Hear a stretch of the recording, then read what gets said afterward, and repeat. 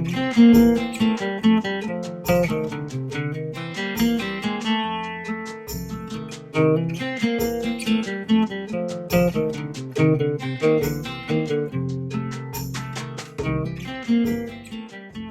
what did joining the military, did that take you out of Idaho right away? Oh yeah. And where did it put you? It put me in Parris Island, South Carolina. And they said there's 2 ways to get off of here. You can go through the gate and the guard will shoot you, or you can go through the swamp and the alligators will eat you. So we decided we'd stay. Yeah. You know, they didn't give you much choice. That's great. And no, the women Marines are the fewest and the proudest. They still are. I believe it. Of all the services, they're the fewest. But I went to, they sent me to aviation electronics school in Memphis, Tennessee. And I was telling Will that I thought they made a mistake, because my dad always told me how stupid I was. So when they put me to these high school, schooling, I thought they made a mistake. I really did. But I did flunk out of school, I will admit it. I didn't know enough math, and aviation electronics is math. I could have gone to weatherology, that kind of thing, but I chose the wrong school. And then I was 18, and I came from a town the size of Moose Pass, and there were all these beautiful men everywhere. So I was partying, and I'll admit it, and I flunked out of school. But, oh well, it's all water under the bridge now, Yeah. My parents were here. My dad worked up on the first oil rig up there. Susie 1 was the name of it. On the North Slope? He was a welder.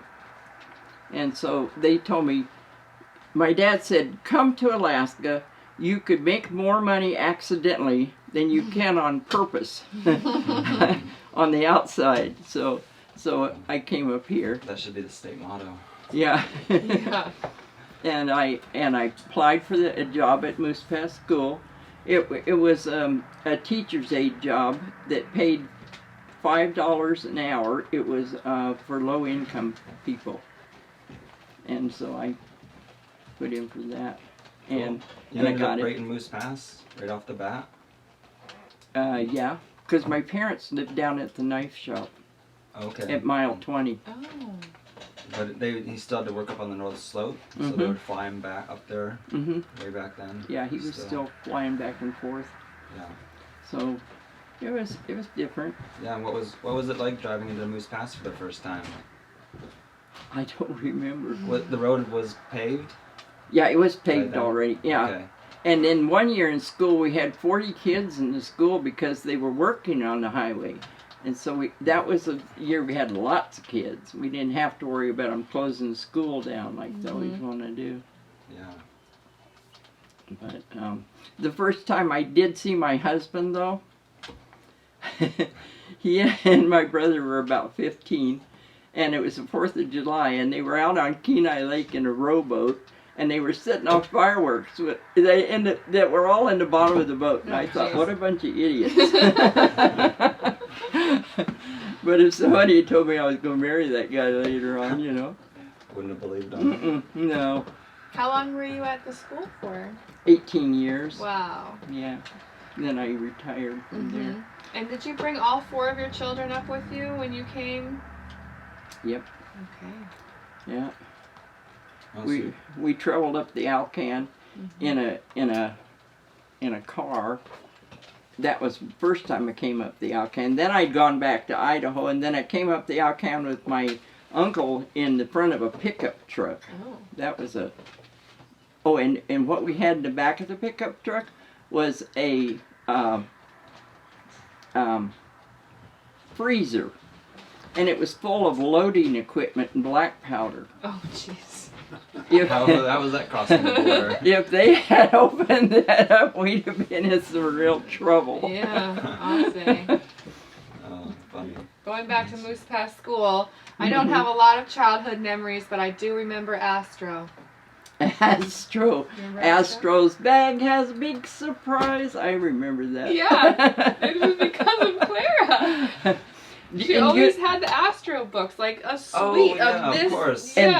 Of course. those books, that was an excellent program because those children were kindergarten children, and by the end of the year, they could all read. I mean, like Astro jumped up the steps and met his father, you know, this kind of stuff. Yeah.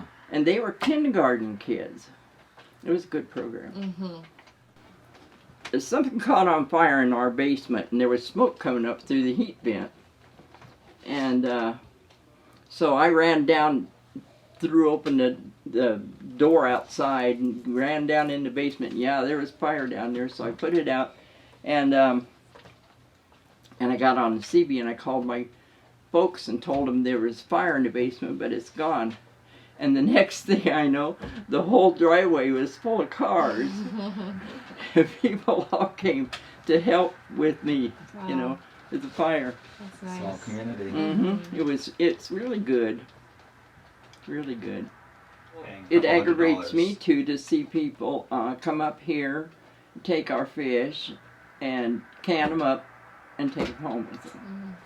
And kill the animals. Maybe don't even want the meat. They just want the hide or the trophy head or Sure. whatever. That I never did like that. You know, I don't think that's fair. We did go to the community hall because they used to have movies there for us. That's what we just heard, and that was when it was the Kwanzaa hut, right? No, Or- it wasn't a Kwanzaa. Okay, so it was in the building that we're in They'd now. already gotten the block building. Mm-hmm. But we'd sit on these funny little benches, these long benches, and eat popcorn and watch movies. And then I don't think we didn't go to Seward that much because I never actually went to the theater near very much or anything. Okay. We just kind of stuck around Moose Pass. Where's your favorite place to eat around here? Now? Trail Lake Lodge? No, back then. 20 years ago. Trail Lake Lodge. or the My Moose Pass house. Inn. Yeah, I didn't go out to eat. a lot of cooking. Yeah. Yeah. We just didn't do that. And even when we got married, we're not socializers, I guess.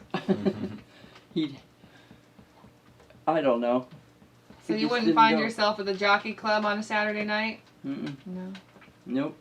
We didn't do anything on Saturday nights. We watched movies. Oh, cool. But We were poor people. We couldn't afford that. yeah, and we liked each other, so you know we were okay. That's good. You have Very to. cool. And then when He was my brother's very, very dear friend. right, and when Yeah. he passed away, didn't his partner, who she used to be a waitress in Seward, didn't she walk into the lake?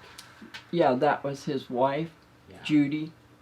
And what happened was Virgil and another friend of theirs were there for her, with her, when he died. Because he died in Anchorage in the hospital. He was mad at my brother because they made him go to the hospital. And he wanted to stay home and die. But Virgil went up to Estes' store. And he got a phone call while he's at the store. And he thought, uh-oh, you know. And this guy said, you better get back here because Judy's gone and she left a note. And so they went looking and they could see her feet print in the snow. And they followed him and she literally walked into the lake and drowned herself. It's so cold, I guess it would be fast, but Yeah. it It's was terrible. it was awful. Really bad. How has the Forest Service and the presence of the Forest Service here changed since you've been around? Don't ask. We haven't even mentioned that. I call them the Forest Circus.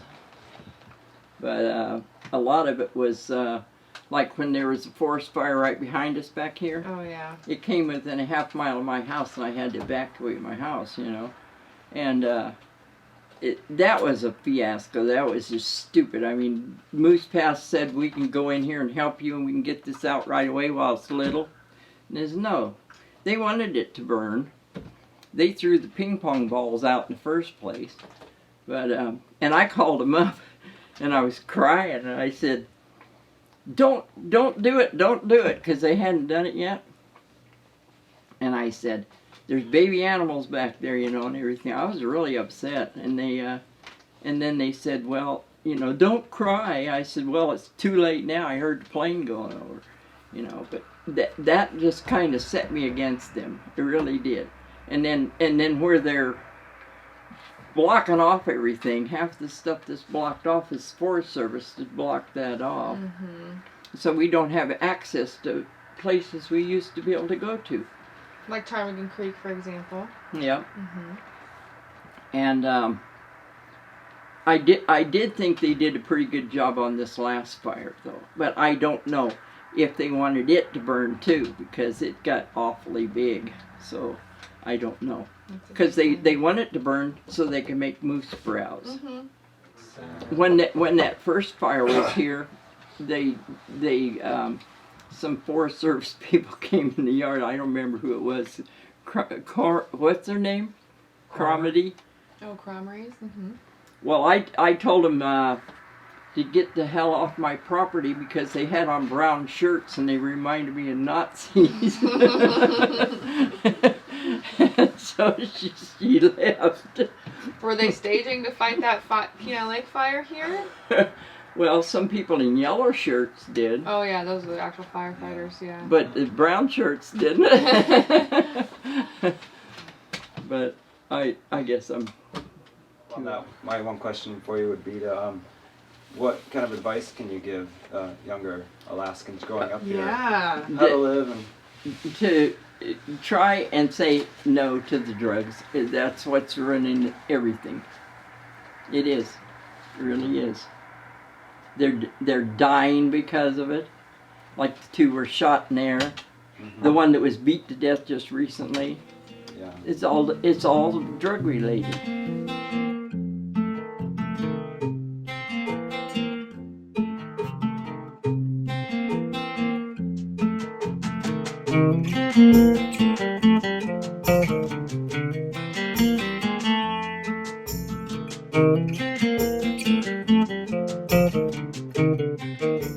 Robert Condit. I was born in Casper, Wyoming in April 9th, 1935. All right.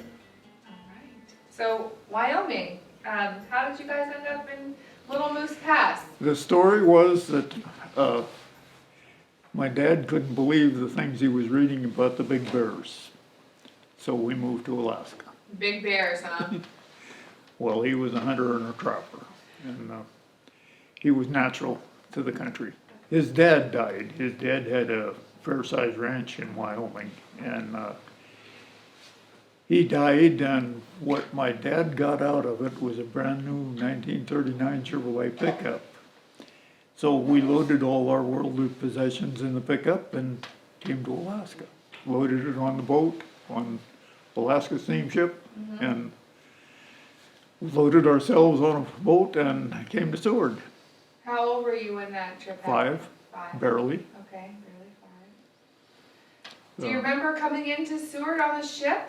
Thinking... No, what I remember is being god-awful seasick when the ship crossed the Gulf. Ooh.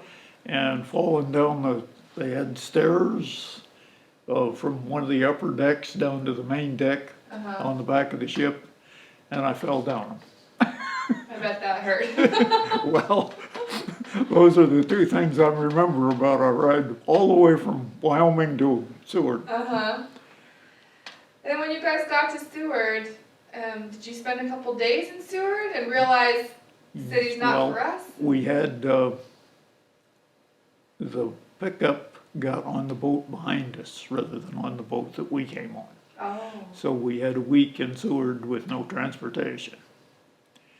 As quick as I got in trouble there too, because I had one of those little ringy things these kids tow behind, you know, they've got the bells, the little bear that beats on the xylophone.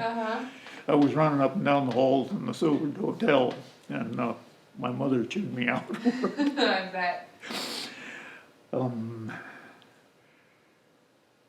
But that's all I remember about that week. As quick as we got the pickup, we came. First thing we did, we went to Russian River because my dad wanted to catch one of the big rainbows. Wrong time of the year or something. He never did catch the fish. But we camped on Cooper Creek at some point in that week. They were headed for Hope, but when they got to Hope, the tide was out. And there's this miles and miles and miles of mud. So we promptly wheeled around and came back to Moose Pass. Alright. Or Cooper's Landing, I don't remember where we came, but this is where we wound up. Okay. And, what did your dad start doing for work after you guys landed here? First thing he did was go to work for the railroad, What did he do for them? Gandy dancers. Alright. Explain to us what a Gandy dancer is. Well, they call them Gandy dancers because when they're packing the dirt around the ties, they stomp their feet and beat on it with a bar. And therefore the name Gandy dancer is, wherever they've got railroads, people know Because they look like they're dancing. you're the low man on the totem pole if you're a Gandy dancer. At the time when your dad started working for the railroad, what was the status of the construction of the line? Did it go all the way through? Oh, it went all the way to Fairbanks by So- 1940. He was replacing some of the old sections? Yeah, well, Okay. they were maintenance crew. Okay. They replaced ties as they rotted. They replaced rails. Rails break occasionally. One of the things that my dad was amazed about was Tony Valenus could tell in an instant if he had a broken rail. You know how a train goes clickety-click, clickety-click, clickety-click. When they break a rail, it's got an extra click. Oh. And he picked it up. My dad said he'd hear one of them as quick as the rail broke. Isn't First time that they went over it, he knew what it interesting? was. Oh. Well, you couldn't get a trapping license until you'd been in the country 3 years. I think that he pushed things a little. If possible, he would Yeah. have. You couldn't get a hunting license the first year you were here. And the trapping license took 3 years before you could trap. But he might have laid out some lines maybe 2 years later. Well, I don't know. There was an old boy named Carlos Carson who was the game warden on this side of the peninsula. Okay. We weren't even hooked to the other side in 1940 until 47, 48, somewhere in there. But the game warden took a liking to my dad.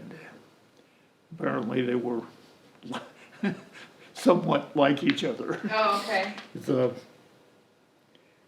At one point, there was a dead moose down towards Cooper's Landing beside the road. And the trapping season was over. It was summer, or relatively summer. And the game warden told Pop that there was a wolverine down there eating on that moose carcass. Of course, Pop said, "Oh, damn, the season's closed." And Carson said, who are they gonna tell? Oh. Okay. So he went after that wolverine outside the season that I know of. Did he get it? I don't think so. No. Oh, Well, wolverine are awfully hard to hold on to. The first one he got a hold of, he got in a coyote trap. You know, that's a trap. The jaws are about so big. And the wolverine disintegrated the trap. He tore it apart, and he had teeth marks in the spring steel jaws where he got a hold of it and ripped it. Went to Johnson Pass to catch beaver. And of course, this is in the middle of the winter, and so they took a tent, and my dad made a stove out of 2 5-gallon cans and set it up in the tent. Of course, made out of a can, they won't last, but I don't know. If you burn them steady, probably 2 weeks. Yeah. But you don't need them any longer than that. And the base thing about everything that you did in those days, it all went on your hump when you packed it in, and you packed it out if you were going to burn it. There was no alternative. You packed. Sure. Did you ever go trapping with him? From 1988, when I retired, until 2000, we trapped all winter, every winter. But with snow machines, which is cheating, really, it's not. Still a lot of Well, work. you could back tons of stuff with a snow machine. Mm-hmm. I have a good trailer, and the stove at the cabin was getting ratty, so we built another one out of an old snow-go chute, which is 5/16 steel. We built this neat little stove that was a copy of a, for size, of the Yukon stove that the Canadians used.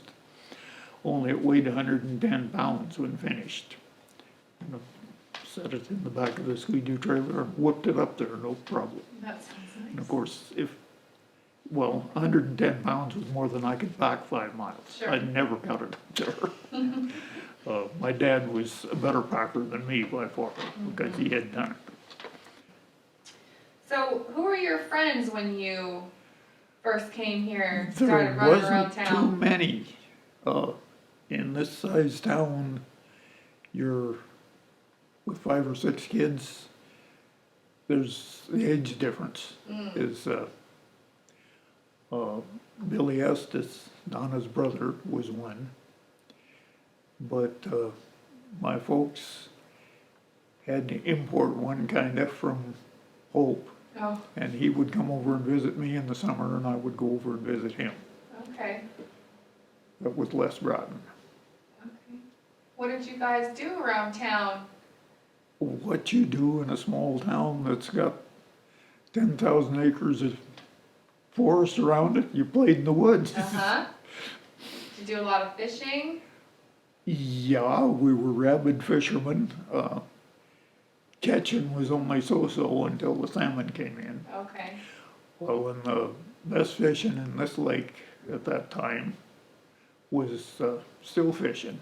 Okay. You put a dead minnow on a hook and throw him out with a rock or a sinker and let him lay on the bottom until a lake trout comes along and you get him. They had, when we came through on the train at some point, maybe with the car, anyway, we stopped at Nellie Loing's, and she had, by the kitchen, she had a cowbell. And she had a hand line coiled up there on the counter. Oh. And if somebody came in and ordered fish, she baited the hook and threw it out the window into the lake. And the plan was that she would have a fish before the guy meal was ready. Mm-hmm. And the cowbell would ring when the fish Yes, the fish, got the when hook. the fish got the hook, well, he Uh-huh. would ring the cowbell and she would reel him in. Oh. Nellie Loing wasn't known for her truthfulness and veracity. She was like a lot of the old timers. She had a tendency to invent things. And this cowbell in the fish story may have been one of them that she invented. I don't know. Okay. But I did see the evidence, the cowbell on the fish line. Was that the only time you remember going to Nellie's place when you were a kid? Yeah, well, the old gal was such a BSer that my dad never chose to go back. Oh, because he didn't want to listen? Yeah. Well, she had basically a museum of stuffed animals. Mm-hmm. And she even had a stuffed lion. Wow. How a lion got to Loing, Alaska, Yeah. a stuffed one, I don't know, but she had a stuffed lion. And she had the story about the bear. The story that went around was that she killed the bear, it's a brown bear. And she was caught in the barn by the bear, and the bear slammed the door on her hand or something. And she killed the bear. Well, after Pop got to talking to a few of the old timers around, he discovered that she didn't even kill the damn bear. Oh, The guy she was living with killed the bear, I see. and she took the credit. Mm-hmm. The Bureau of Public Roads maintained the roads inside the national forests. We had a little chunk of road here. There was one in Cordova, and there was some in Southeastern. Once you got out of the national forest, then you were into the Alaska Road Commission, and they built roads hand over fist. Mm-hmm. You know how now they've got the engineers and they've got to go drive little stakes all over the damn country before they do, years before they do anything, they're driving stakes and little flags. The ARC dropped off a van full of engineers, and the next week they started hauling in bulldozers. And they just pushed the trees and the overburden to the side. You will notice if you go on the old ski lac cutoff, you can still see the mounds out there where they stripped her off and pushed her to the side. It looks like hell, but they made road. Yeah. I think they were in Soldotna, or to where Soldotna is, in 3 years. Wow. They were at Hidden Creek in 1947 because the country that's burning this year down there burned in 1947 also. Oh, it did. In preparation for statehood in 1956 probably, they started consolidating the maintenance for the roads in Alaska, and the BPR took over. The BPR is this little mouse, and it's got this elephant that it's taking over, you know, the one that drops the engineers one day and starts the bulldozers the next. So the Bureau took over the Alaska Road Commission. Of course, the Alaska Road Commission had probably several thousand miles of road, and the BPR had maybe at most a few hundred. I wouldn't even say several hundred, because it was 75 miles to Hope and like 30 to Gover's Landing. And that was it here. That roads all ended. Here we were isolated. Yeah. Did you hit any moose? I never actually killed a moose by Really? hitting it. I made hair marks on both sides of my car when I was in the Army driving between a cow and a calf. I broke a mirror and made hair marks. And I actually hit one with a snowplow down below Dave's Creek. The moose, he was running his best and I was trying to slow down, and were almost synchronized as to speed when the moose fell down. Oh, no. Well, I had a push plow, and the moose fell down. He was right on the plow, and I didn't feel a bump. There was nothing. Well, this is strange, but I went on about my business, and when I came back, the first set of moose tracks off the road were 20 feet from the shoulder. Oh. I was getting a pretty good lick, and the moose laid down in the curve of the plow, and it just shot him out, and he was still on his feet when he lit. Well, that's a Still good story. running, apparently. As far as a family trip to Wyoming, we went once in 1951. They bought a new Chevrolet, and we wandered around and visited everybody we could think of. And when we started back for Alaska, we came through the Missouri Valley, and it was 100 degrees at night and 100 degrees in the daytime, and 100 degrees, whatever you did, the sweat was running in your eyes just nonstop. And my mother still cussed to the day she died that we were fanatics. We were going north, and we were going north. When way up into Canada somewhere, after we'd left the heat long ways behind us, there was a place where the Canadian time changed 2 hours instead of the 1 hour. And we stopped to get supper, and the guy told us that it was a little early, but they'd stir up something. And we looked at their clocks, and sure enough, it was only 4 o'clock in the afternoon. My mother swears that both my dad's eyes and my eyes got bright, and we had 2 more hours going north. And we did. We drove for 2 more hours before we stopped for the night, or maybe 3. And neither my dad nor I has been to America since. Wow. Well, Since the 50s. yeah. It's, if you want to travel, there's a lot of room in Alaska to do so. I believe that. And that one shot of that Missouri Valley breaks was enough for both of us.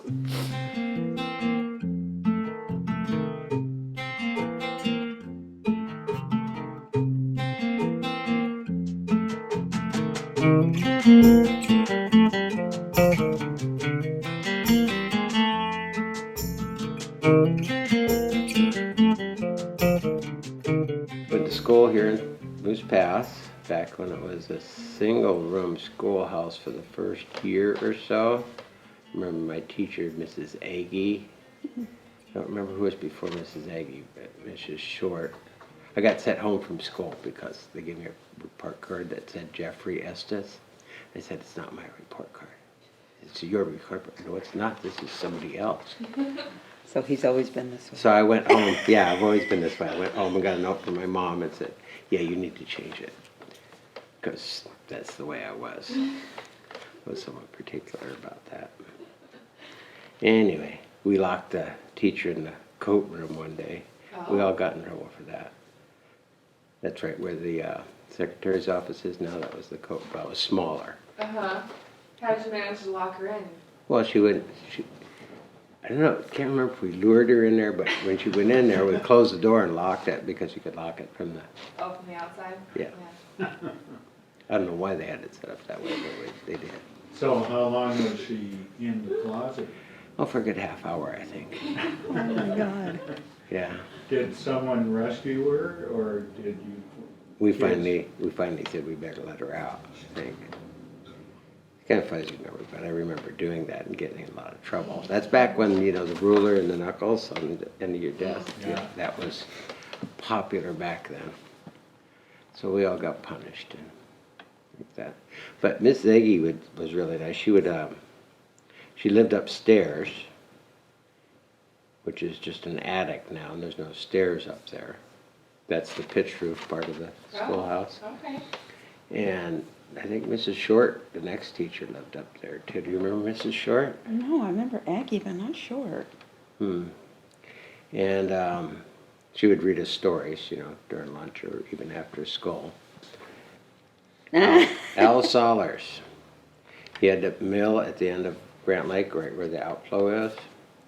He would take his horse across the Narrows down here, right a little bit up from where Bob Condit lives. There's a shallow spot and a little cove on the other side. He had a cabin over there, and he would then go up there and he would mine on Sollers Mountain, I think, but he was couldn't make money at that, so he had a sawmill, so he cut wood, water-powered sawmill, and he would come into the bar, and at the store, he died one day, sitting on the bar stool. Oh, wow. And our father would tell us stories about Al Sollers. And Well, no, Linda saw him. well, that was later. I mean, we would hear things. And it said, Dad was just saying, oh, that's Al. Oh, jeez. And we'd hear the water come on and the pump start, the water well pump start. And Things fall off tables and stuff. well, when we finally, that was after the earthquake though, that we heard the well pump start, because we had hydroelectric water. They weren't using the hydroelectric plant at that time because we'd gone to diesel generation to power Moose Pass with 120 volts DC. I remember going over and helping Dad work on the two generators he had in the back of the garage. But anyway, we'd hear the water running downstairs. We'd go downstairs and have to turn the water off and come back upstairs. And sometimes, a couple times a night, the water would get turned back on. And we'd hear doors opening and closing and creaking and walking. One time I went downstairs to get milk because we'd run out of milk. That was the horror. Nobody wanted to go down and get the milk. No, you go. No, you go. Yeah, and there's quite a few steps. I don't know, how many steps is there about? 13. 13? Yeah. I There count is? them when I walk down.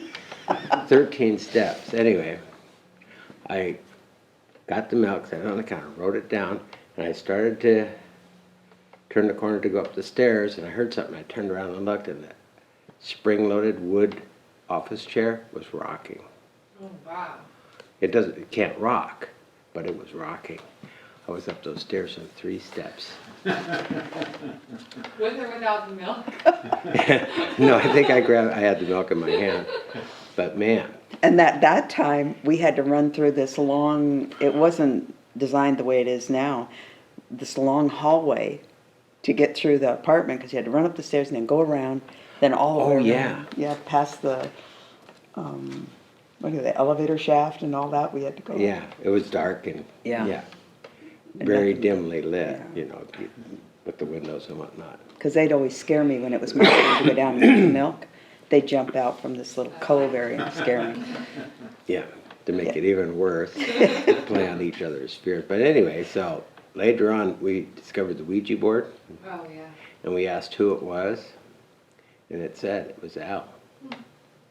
Yeah, because we And- thought it was maybe our grandpa, because he died.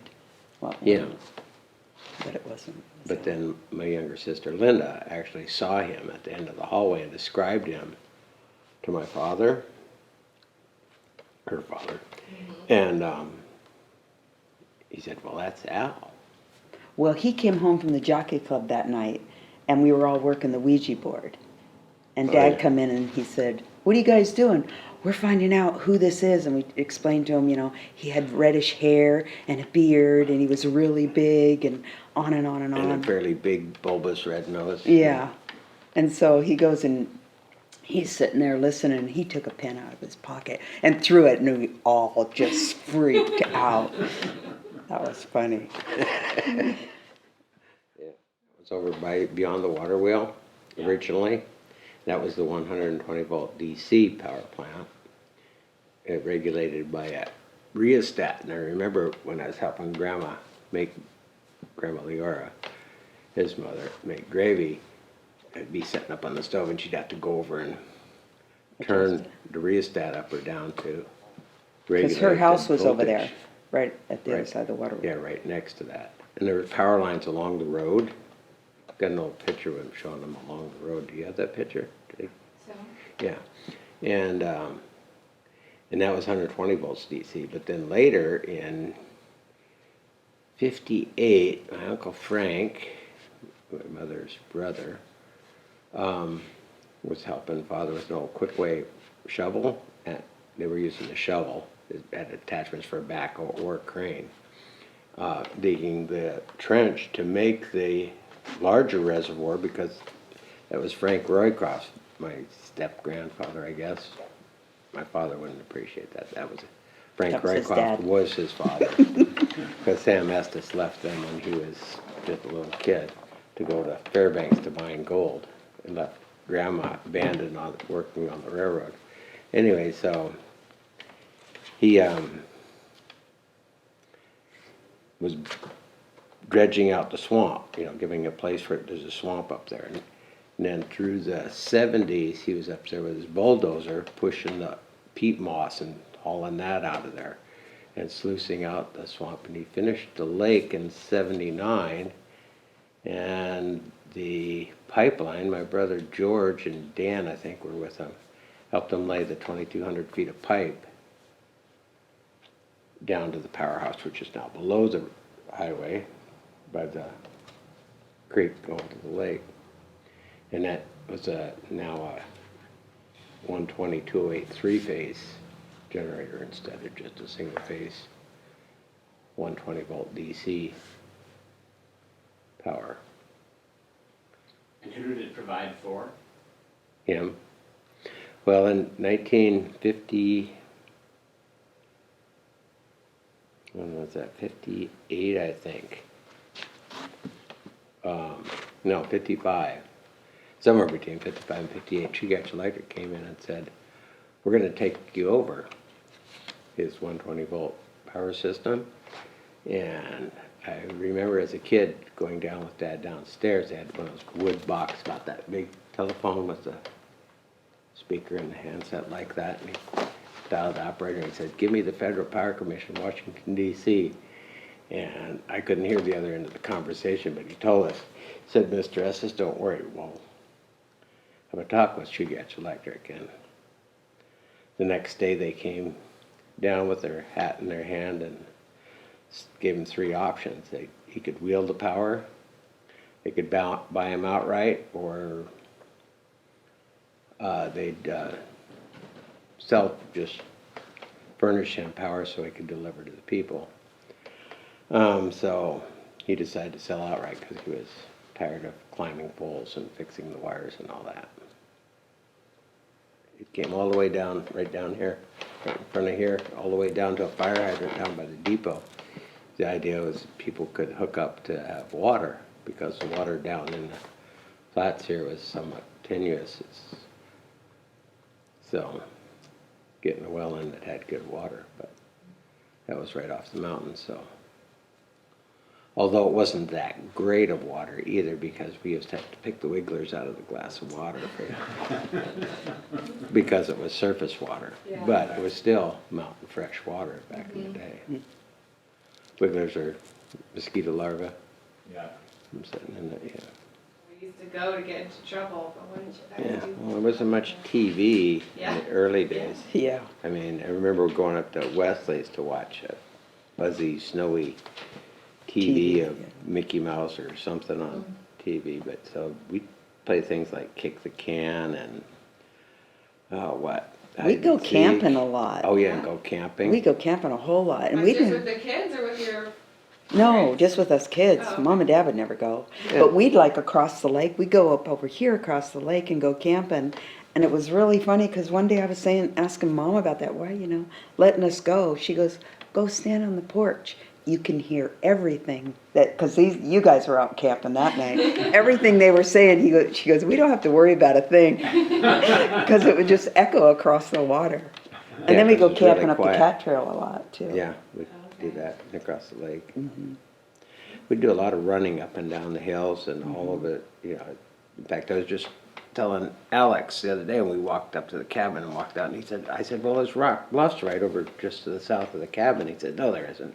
So I had to take him over there and show him, because we used to run over, we knew where everything was. Did Still we have go a to the scar. Split Rock? Remember Yeah, the Split Rock. Yeah. We used to have I still have a scar right here from running through the woods and running into old barbed wire that somebody was trying to cross. Oh. Yeah, it was, we ran around, it was me, you, Bruce, Jim, and Rocky. Frank, and Rocky. Yeah, I ran around with a lot of boys then. Yeah, you were a tomboy. I was so Yeah. So anyway, we'd play a lot of games, play board games at night, cards, Parcheesi, things like that. Yeah, well, it Monopoly. stayed late, so late we were able to, whenever. And I asked Mom, I said, why did you let us go out? What about the bears? We never worried about the bears. I mean, I didn't either. I was yeah. gone all day. uh-huh. We'd probably make so much noise it never come Yeah. around. We used to listen to the radio a lot. Did you get the radio here? And listen Yeah, to the Whistler and the Shadow and Yeah. yeah, The Lone Some of the- Ranger. the Lone Ranger. Yeah, we had one of those big wood radios that about that high with the light in it and the dials you could turn. Yeah, Okay, what was our phone number? what, 3 longs and a short? 3 shorts and a long. 3 shorts and a long. Yeah. We used to have the military phones encased in leather. Oh. And then you'd have to. And if you crank it, you put your fingers on top, you get shocked. So that was kind of fun. And it was, It's a total party line. Party line, Everybody so everybody. in town Oh. could get on and talk to each other. That's fun. yeah, it was. It was a lot of fun. Yeah, in 58, I remember the road getting rebuilt and paved for the first time here, because I was, this high, I was 8 years old, and tires were way taller than I was. In fact, I had a dog named Teddy, rescued me when I was even younger than that. I think I was, 4 or 5. I was walking out into the road, it grabbed me and pulled me back from in front of a truck coming by. Because we didn't pay attention to the traffic. I mean, Sure. there There was was hardly any traffic at very all. seldom. In fact, Frank and I were driving a dump truck when I was 8 and he was 9. Oh, boy. We couldn't reach the pedals, so one person would sit in front of the seat and operate the brake and the throttle and the clutch, and the other one would do the shifting and steering and dump the thing when we hauled the dirt from behind the store over to where we had a sawmill and filled that whole area in. I mean, there was old wagon wheels and stuff down there from the old days. Yeah, had to move a lot of that junk out, then we filled the whole thing in. Down where the powerhouse is now. All that fill, all the way over to that slough that they won't let you fill because Yeah. that was the log pond that was dug out with the old backhoe to bring logs in to cut in the sawmill. That is right down here? Yeah. Yeah. Where the dumpsters used to be, Yep. used to be all sawdust, and that was our beach we'd play on a lot. It was just all sawdust beach that we used to. And I think I have the timeline right, but, so you were born after the road was built to Seward? Yeah, because Yeah. it was completed in 38. 48. 48? Missing link was put in 1948 in the fall. Yeah, I got into an argument with that. Oh, it was DOT, 38 all and the then way they- to mile 18 then? I remember now. It went to Primrose Yeah. and stopped at, and that's why The three there's bridges. 166 foot right of way, turns just beyond what's now the Mercantile, used to be Clark's, Rogues Gallery. Yeah. 166 foot right of way, and I always joked with them. They said, why is it so wide? And I said, that's because when my father didn't get back in time, when it was thawing out in the spring, he took the 9-passenger Buick that he used to haul freight with, and he went back towards Primrose all the way down to Lakeview. He turned around and got this thing going as fast as he could, and he skimmed across 50 feet of water, hit the railroad ramp, and jumped over the railroad track and landed on the road. About 100-foot jump. And that's so you had a good landing area. That's why the wide right of way. Is that what he drove us when we used to ride on the top? We'd get in trouble in the car. What was that? That was the Pontiac Catalina Yeah. station wagon. If The we one got- that ended up at 64 at mile 18 filled about 3 foot up on the side of the car. Yeah. Because that's when 64, he was taking Don Smith, who was working for him at the railroad. He broke his ankle. He's taking him into the doctor when the earthquake hit. They watched the bridge behind him, 150-foot section of the bridge, flip up end over end and land next to the piling. Later, the railroad engineers couldn't figure out why the piling didn't match until he told them that it endowed. They couldn't believe it endowed. But anyway, they were going across, and that happened behind them, and they only got partway across before the road buckled so much they couldn't drive anymore. So they ran to the far side, and Don Smith outran my dad Yeah. with a broken ankle. And then they went to Seward, and they stayed that night, and Dad got a ride out to 14 and came back. And the next night we were driving to Sandpoint in the basement of the store so that we'd get water again, because the pipeline, the water pipeline, that way, the hydroelectric line, was all broken and leaking, so we couldn't get any water. Yeah, we didn't even know if Dad was alive or not for that first day, because we Okay. couldn't Yeah. hear from him, so. But no, when we got in trouble driving into Seward, he'd have us get up on top, And eat bugs. eat bugs. I'd get to sit in the middle and they'd sit on each side, and I remember to have to stare down, because if the bugs hit you going that fast, I don't know how fast he was going, I but don't it would know. hurt. I bet. And you don't smile, don't get the bugs in you. Yeah. And I was telling somebody, this cop that lived next door to me down in Washington, he goes, "You're telling the truth, aren't you?" And I said, "Yeah." He said, "Do you know how much trouble he'd get in today if he did that?" And I go, "I don't think Dad worried about that." Yeah. But We were after just that, being we were rowdy. quiet. Yeah, but then We wouldn't be rowdy anymore.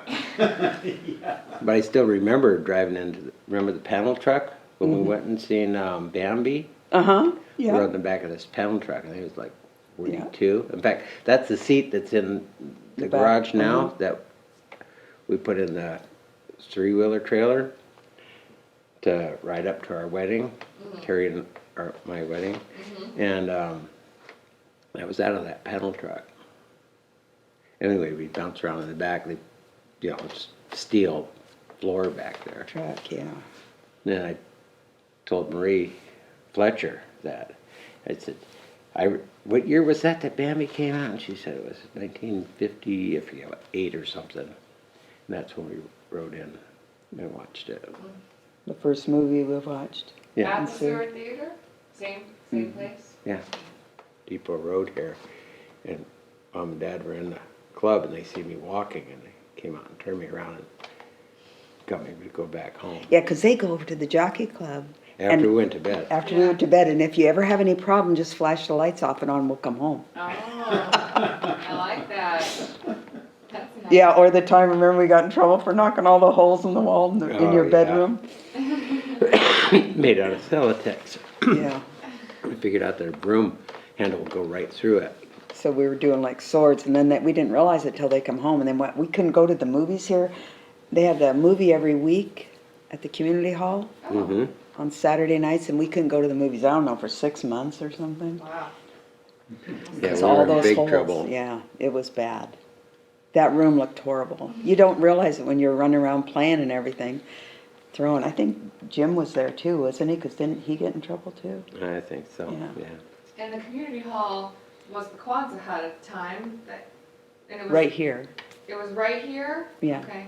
Yeah, I helped carry the mortar for the bricks when they were building it. Yeah, we used to sell the bricks to everybody in town. What was it, 50 cents a brick or something like Yeah. that?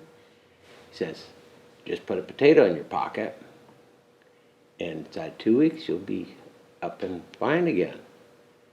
And he says, May, bring me 2 potatoes. I'll do you one better. And put 2 potatoes, one in each pocket. And in a couple weeks he was up and about again. So Wow. that was handed down from generation to generation. Yeah, he even told Wayne Racine about it. And then when Wayne died in the plane accident up there, the federal government didn't know. They came to investigate it and didn't know what happened to everything. They could find out everything, but they didn't know where this potato came from. Yeah, they were talking in the jockey club. Yeah. And Dad said, I can tell you what that is. Because he was always go over there and have coffee. And so he Do you told guys him put the story. potatoes in your pocket? Mhm. What? Do you put potatoes in your pocket? Yeah, he has one. Potato in my pocket? Let's see. See? There you Just a go. little one. It's How getting often flat do you- now. How often do you change it out? About once every 2-3 weeks. Smaller ones more often. Yeah. You want to see the potato? Yeah, it gets really hard if it absorbs the arthritis. I sent one out because Dad had a whole bunch on the shelf when I came back home. So I sent one out to the University of Washington, and they never wrote me back. And I told them the whole story because nobody believes it.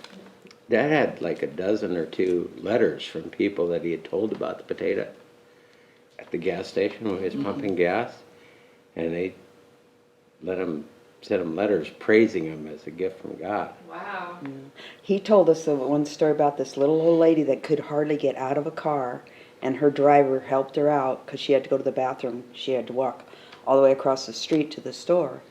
And he asked the driver what was wrong with her, and he said she's full of arthritis and everything. So he told her when she came over there about the potato.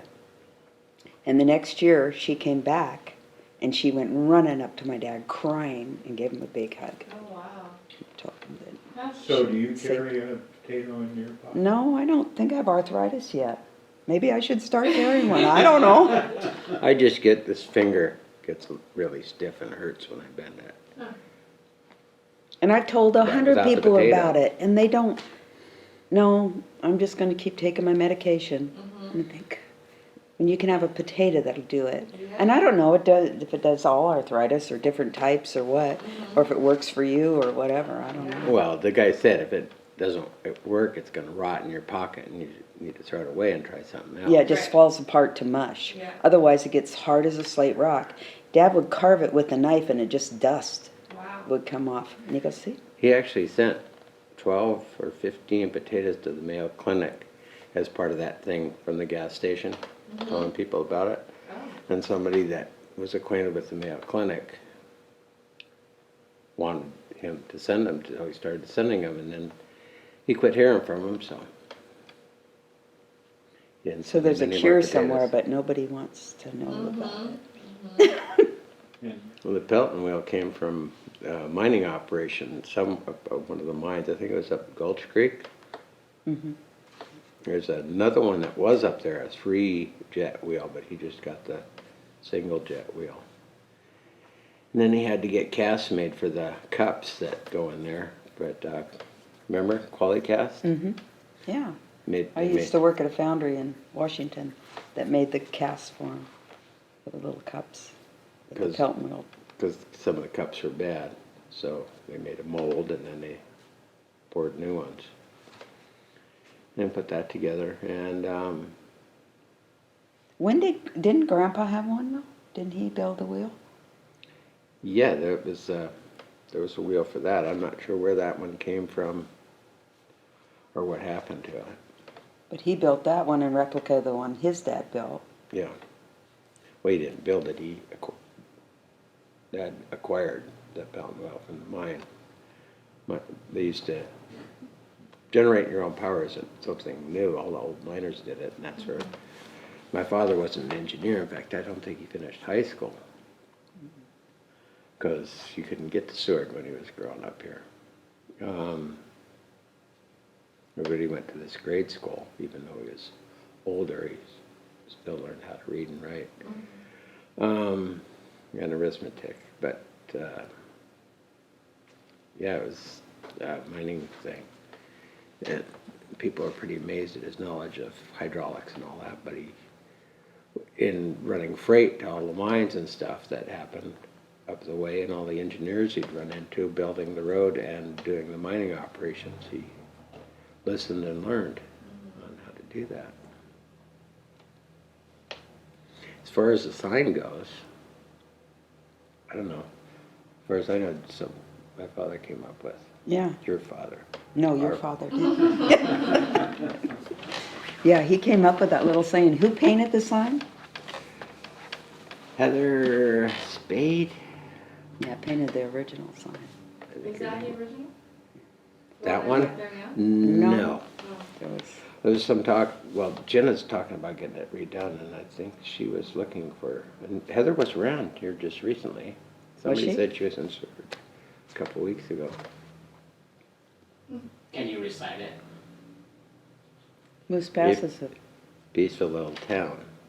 If you have an axe to grind. do it here.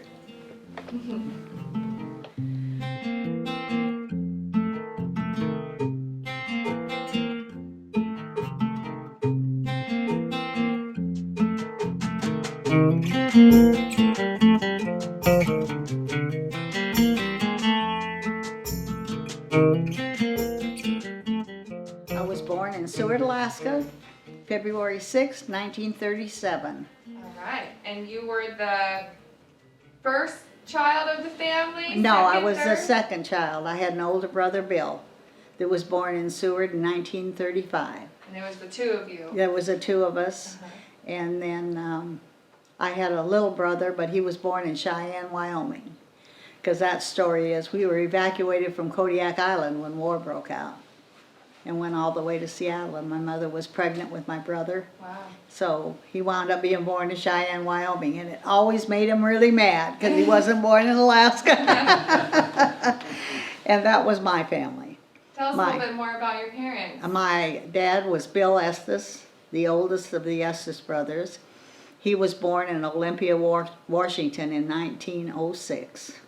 And my mother was born in Seward, Alaska.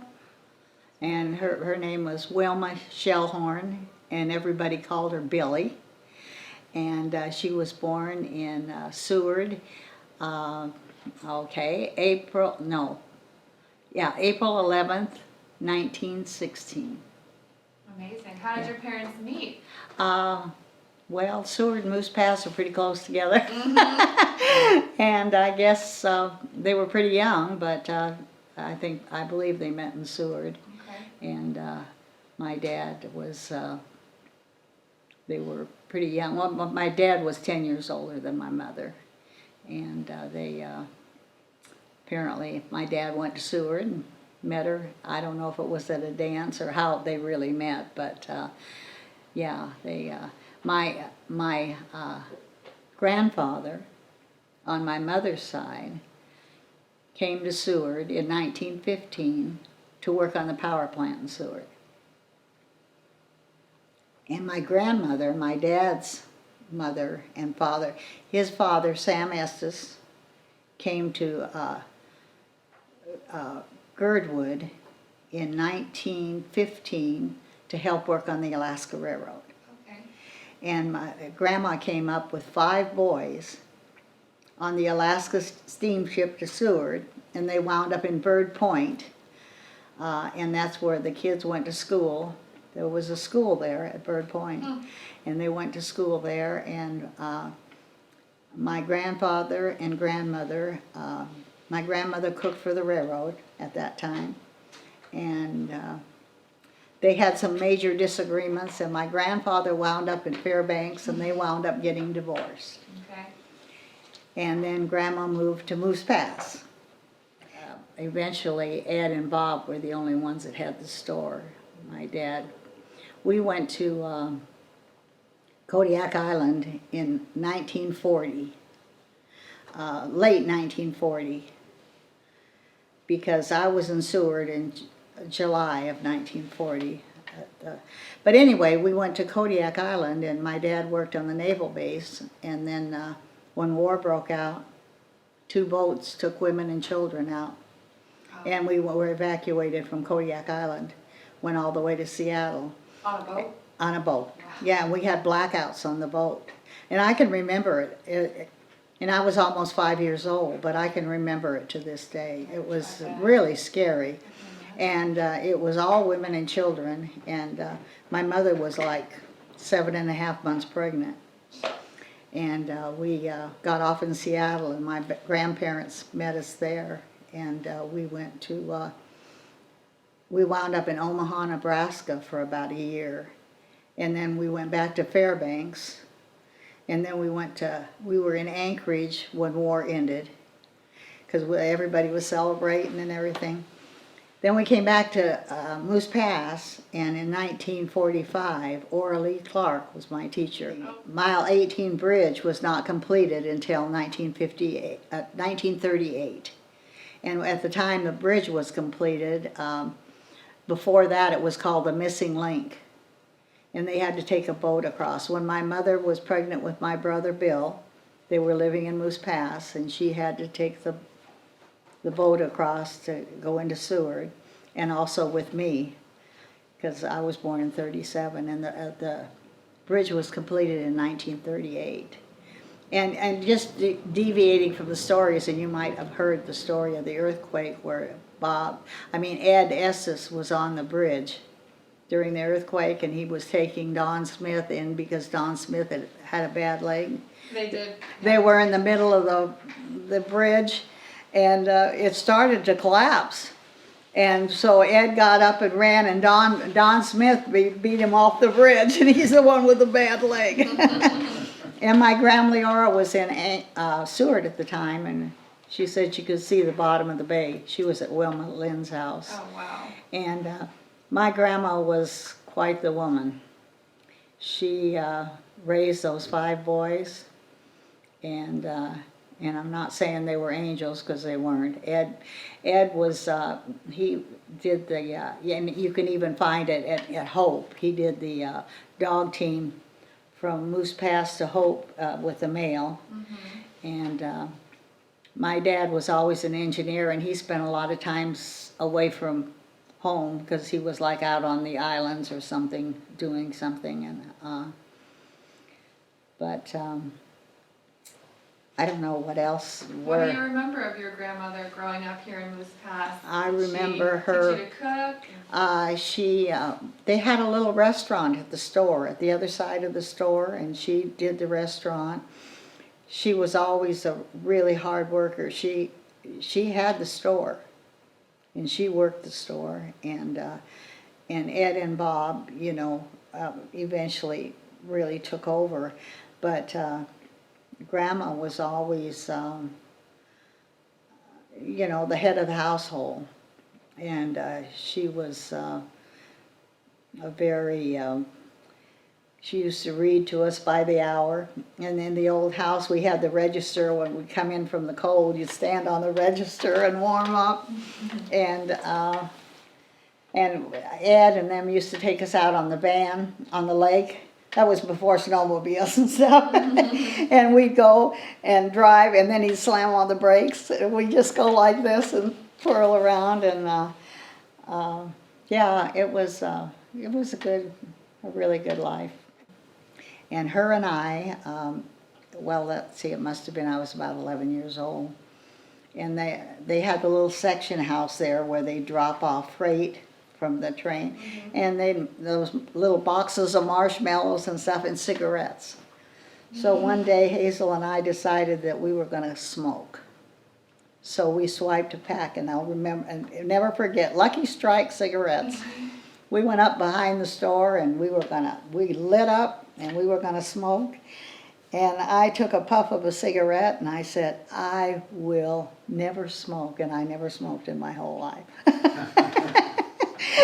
But it was just simple times, you know, and some of the stories I can't tell, but you know. But it was a lot of fun, and it was simple. You know, they say, now they say, well, we've got to have this place and this place to entertain the kids. Well, my folks sent me out in the morning and said, be back at dinner time, and, you know, and when I used to, and I can't think of her name, but out at Wolf Creek, I lived, we lived in the log place. And I used to ride my bike when I was 8 years old out to her place for piano lessons. Wow. And I mean, that would be child abuse now. Yeah, so, yeah, I was just trying to think of any. And my brother fell in the lake one time, and he was so mean to me, I threatened not to pull him out. You fell through the ice? Yeah, Oh, he fell wow. through the ice right out here at Trail Lake.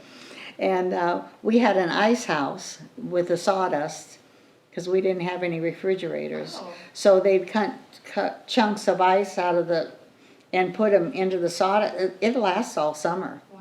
We had an ice house right next door, and the moose were everywhere. You know, they didn't have the rules and regulations they do now. And I still like my steaks rare, because that's the only way my dad would cook moose meat. Anyway, we'd have square dancing, and I learned to square dance and schottische and everything, and the kids, everybody came to the dances. And the kids, the guys would go out and have their little shots of booze outside, you know, and the kids would, if they fell asleep, they'd fall asleep under the benches and stuff, but it was a whole town affair. And it was just fun. It was just fun. How often did that happen? Oh, I don't think they did it more than a couple of times a year. Okay. But they, you know, it was just a fun time. I remember one time I was sleeping upstairs at Graham Leora's, and it was either Bob or Ed come home just so drunk. And they were crawling up the stairs, and I was so scared they were going to come into my room by accident. But the guys got pretty, you know, they had a good time. They'd go outside and smoke and drink, and but we'd square dance, and the kids would be out on the floor dancing, and it was just a really fun time. Yeah. And like I say, it was no iPads, no cell phones. No TV? And I remember my grandmother's phone, her ring was, and of course a party line in Moose Pass, everybody was on the same line. And her phone number was 2 longs and a short. You go in a short. And everybody would pick up the phone and say, what's going on? Yeah. I'd be up there, and Ed was stubborn. Ed was really stubborn, and he used to say this poem before dinner, but it was, I don't know, something about weird eyeballs and stuff. It was really bad. But I can remember going up there, because my grandmother had a full set of encyclopedias, and she'd say, so, you know, back then, if you wanted to know anything, you looked it up in the encyclopedia. And I can't remember what the question was or anything, but I was looking up in the encyclopedia, and I found the answer. And Ed says, that book's wrong. But the Estes brothers were quite a crew. Joe went down. He was the next to the oldest, and he went down to Sequim, Washington, and lived for years and years and years. And he was what they called a water witch. He had the problem, and people all over that area called him to find water. And I never believed in that stuff, but I guess there's something to it. I don't know, but he lived out there. But Ed and Bob, and of course his wife, he married one of the Jones girls from Seward, and they wound up in Kenai owning a drugstore. I don't know, I was gone at that time. And then they went down to Seattle area. And a funny story that has nothing to do with this, but I'm doing real estate in Edmonds, Washington in about 1985 it was. And I'm in a meeting, and a guy next to me says, "Oh," he says, "I hear you're from Alaska." And he says, "Well, my wife's father-in-law is from Alaska." And I'm saying, "Well, your wife's father-in-law should be your father, but what do I know, And I says, "Really?" And he says, "Yeah." And he says, "Yeah." He says, "You probably wouldn't know the town." And I says, "Well, try me." And he says, "Moose Pass." Oh, no way. And I said, "Moose Pass?" And I said, "Your wife's father-in-law." And my mind is just clicking. And I says, "Was your wife's first husband's name Jay?" And he's looking at me like, "What are you talking about?" And I says, "Well, your wife's father-in-law must be Joe Estes." And this guy is just looking at me, and I says, "Jay got killed in an accident, and so he had 2 boys." And he says, "Yeah, those are my 2 boys." And I says, "Well, your wife's father-in-law is my Uncle Joe." Oh my God. And I hadn't seen Joe for years, so we were going over to Arnie. They were going over to Arnie's for dinner, and he says, "Why don't you come over?" And so I went over, and I like I say, I hadn't seen my Uncle Joe for 20 years. But he stayed down in Seattle. He's passed away. All the Estes brothers are gone.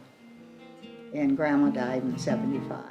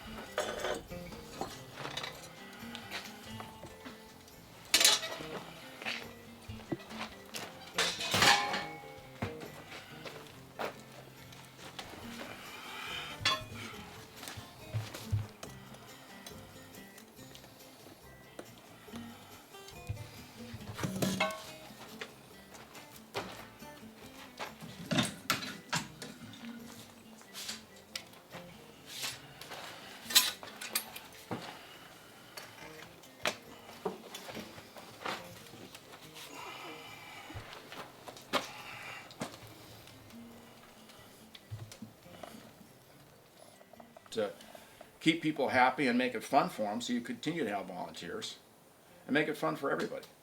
And I think it's been working out that way. If you see people and it's like they enjoy coming out to the festival, "Oh, that must be so much fun." And I don't say it, but I'd like to say, no, it's not fun. It's a pain in the ass. It's not fun. The fun time, the funnest time of the festival goes from about 11 o'clock on Saturday till 9 o'clock on Saturday. And then it goes from 11 o'clock on Sunday till about 4 o'clock, the end of the auction. Once the auction is done, we do the raffle, and then it's done. And for me, the best time of the festival, one time that makes it all worthwhile, is at a little after 9, around 9, by about 10 o'clock, maybe 10:30 or so on Saturday night, when we've put it to bed for the night, everything's ready to start the next day, all the volunteers pretty much have gone. A lot of times I'm the last person out, especially if it's a nice evening that time of year, afterglow, beautiful sky, and it's just quiet. And if I'm not in jail, the hospital, or the morgue, at that time, Sunday's nothing. So it was a successful festival. And that's a very peaceful time. And then you know that if you get to that point Saturday night, Sunday's nothing. So what are these? I'll show you in a second here.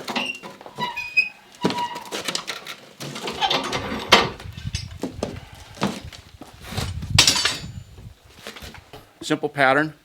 There's no undercuts. It's draftable. The sections pull apart. And this will cool enough that we can pull one out in a little bit and you can see if they cast or not. So this is just one type of cast. This is what I use to make.